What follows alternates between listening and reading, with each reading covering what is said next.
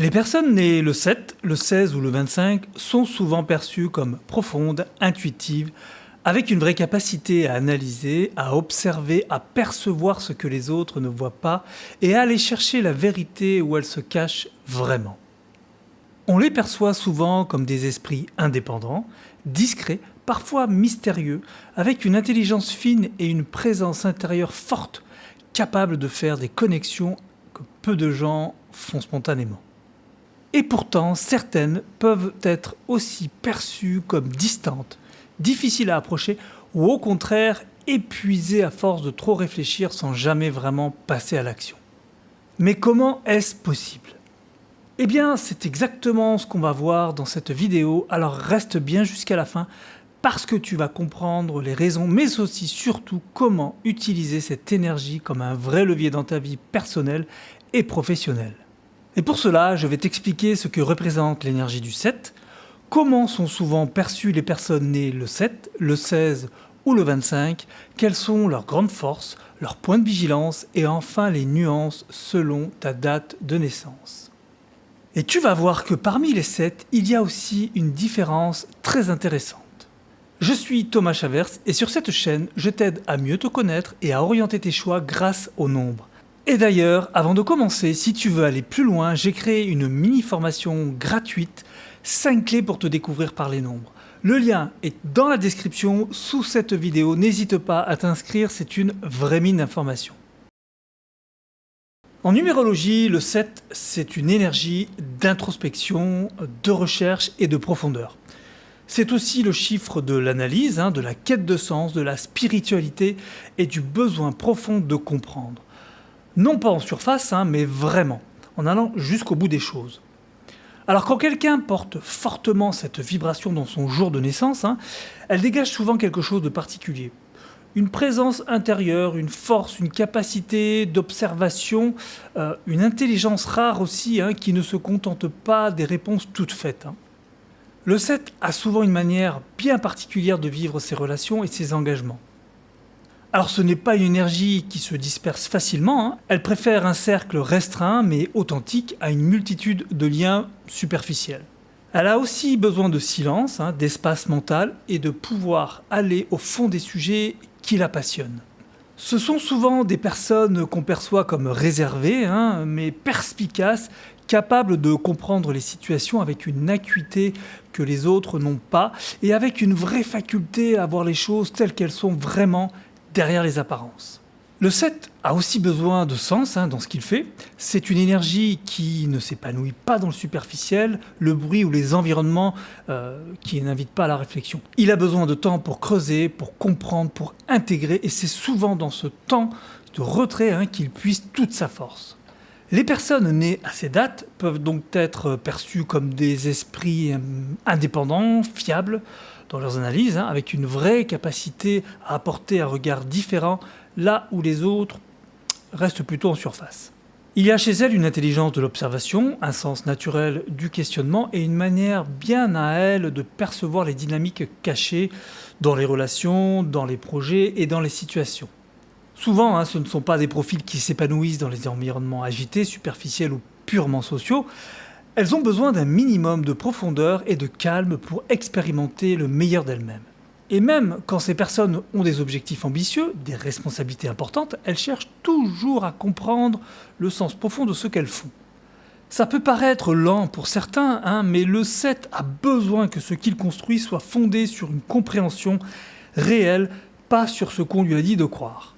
Avant qu'on continue, si ce que tu entends te parle déjà, prends juste 2 secondes pour liker la vidéo et t'abonner à la chaîne. Ça aide énormément l'algorithme à proposer ce contenu à d'autres personnes qui pourraient être intéressées ou en avoir besoin. Merci à toi. On continue et tu vas voir que c'est maintenant que ça devient intéressant. Une énergie aussi tournée vers l'intérieur que le 7 n'est pas toujours une énergie facile à équilibrer. Elle a aussi ses points de vigilance et les connaître, c'est déjà commencer à les maîtriser et aussi à les dépasser. Alors chez les personnes nées le 7, le 16 ou le 25, on peut aussi voir apparaître certains traits un petit peu plus compliqués.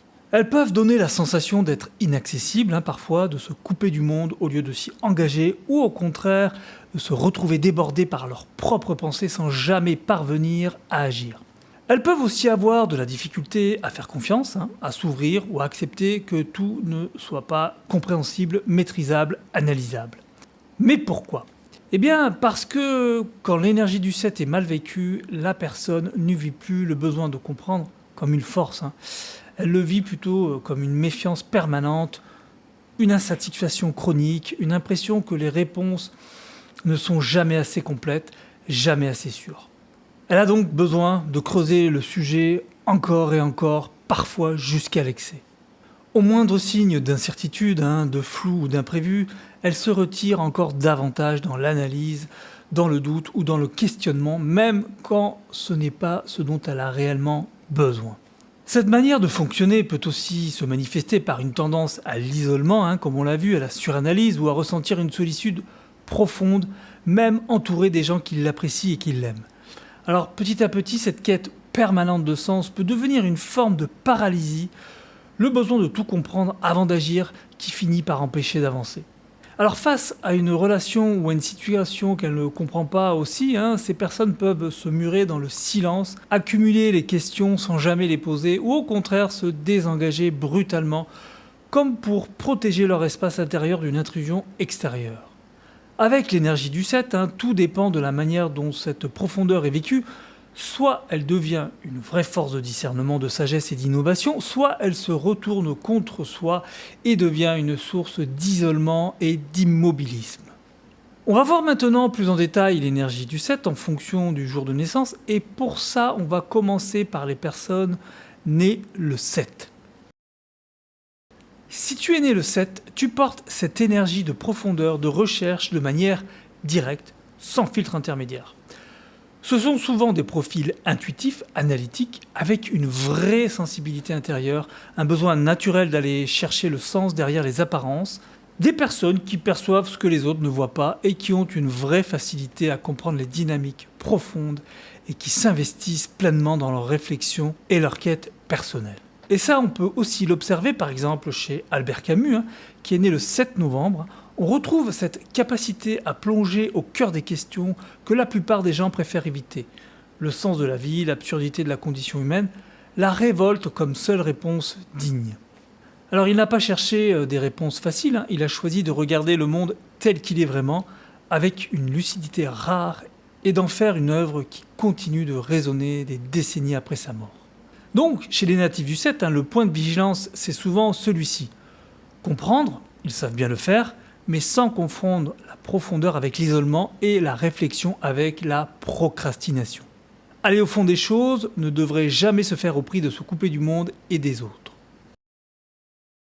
Voyons maintenant les personnes nées le 16 et qui ont une vibration très particulière parmi les énergies du 7, puisque le 16 est fait de 2 chiffres. Le 16 en numérologie, c'est 1 plus 6 qui est égal à 7, et derrière ce chiffre, il y a une réalité, une combinaison vraiment intéressante entre l'affirmation de soi et le sens des responsabilités. Le 1, c'est l'élan personnel, l'initiative, la capacité à prendre sa place et à avancer avec détermination. Le 6, c'est l'amour, le soin, la responsabilité, le besoin de contribuer au bien-être des autres. Et ensemble, réduits, ils deviennent un 7 avec toutes les qualités et les points de vigilance que nous avons vus, mais avec une coloration bien plus engagée, plus consciente des autres et une vraie capacité à conjuguer quête intérieure et sens du collectif. Ce que ça donne concrètement, c'est vraiment des profils qui s'interrogent profondément sur eux-mêmes, sur le monde, sur leur place et leur rôle, mais en gardant toujours un lien avec un sens des responsabilités et de l'impact. Des personnes profondes et engagées, capables de porter une vision avec une vraie conviction humaine, parce que le 1 pousse à affirmer et le 6 rappelle que rien ne vaut vraiment ça si ce n'est pas au service de quelque chose de plus grand. Et ça, on peut l'observer aussi concrètement, par exemple chez Madonna, qui est née le 16 août, on retrouve parfaitement cette alliance entre une quête intérieure exigeante, besoin constant de se réinventer en profondeur et une affirmation personnelle d'une force rare dans un monde qui ne lui faisait pas de cadeau. Donc, dans sa meilleure expression, le 16 peut donner quelqu'un de très réfléchi, très humain, avec une vraie capacité à transformer sa propre profondeur en impact concret pour ceux qui l'entourent. Par contre, quand cette énergie est bien moins canalisée, la tension entre le 1, vouloir avancer, s'affirmer, exister, et le 6, le besoin de bien faire, de ne pas décevoir, d'être là pour les autres, peut créer des tiraillements. La personne peut se retrouver coincée entre sa propre quête et les attentes qu'elle perçoit autour d'elle, sans jamais se sentir vraiment libre d'être elle-même. Donc, le point de vigilance chez les natifs du 16 sera d'utiliser le sens des responsabilités comme un ancrage, non comme une cage. Prendre soin des autres, oui, mais sans sacrifier leur propre chemin de compréhension et de croissance. On va terminer maintenant par le 25, et le 25, c'est vraiment une énergie à part parmi les 7. Le 25, en numérologie, c'est 2 plus 5 est égal à 7. Et la combinaison qui se cache derrière est l'une des plus sensibles, des plus vivantes que l'on puisse rencontrer. En effet, le 2, c'est la responsabilité, l'écoute, la douceur et la capacité à sentir les autres et à créer du lien aussi. Le 5, par contre, c'est le mouvement, la curiosité, l'adaptabilité, le besoin d'expérience variée et de liberté aussi. Et ensemble, réduits, ils deviennent un 7 avec une coloration très particulière. Non plus seulement la profondeur et l'analyse, mais une profondeur qui se nourrit du monde, qui s'enrichit des expériences, qui avance en observant, en ressentant et en absorbant. Ce que ça donne, eh bien, c'est souvent des profils dotés d'une intuition remarquable, avec une capacité à saisir les ambiances et les non-dits, les mouvements souterrains des situations. Des personnes qui apprennent en vivant, qui comprennent en expérimentant et qui sont souvent de véritables antennes sensibles du monde qui les entoure.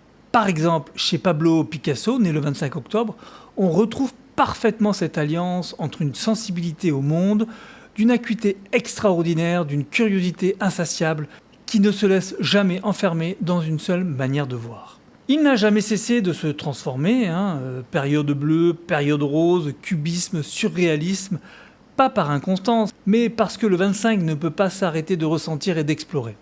C'est exactement ça. Quelqu'un qui comprend le monde, non pas seulement par la raison, mais par le ressenti, le mouvement, la rencontre. Mais le 25, c'est aussi une énergie parfois difficile à stabiliser.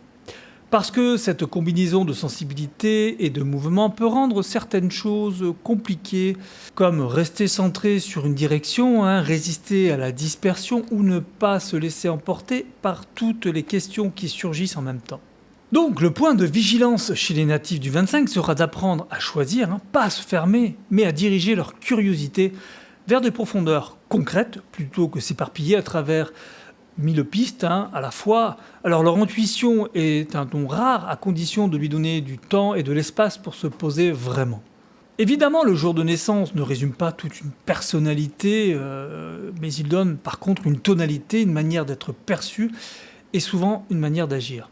Et d'ailleurs, si ce que tu viens d'entendre te parle et que tu veux comprendre comment cette énergie du 7 s'intègre dans ton profil complet, je te propose ton thème numérologique complet.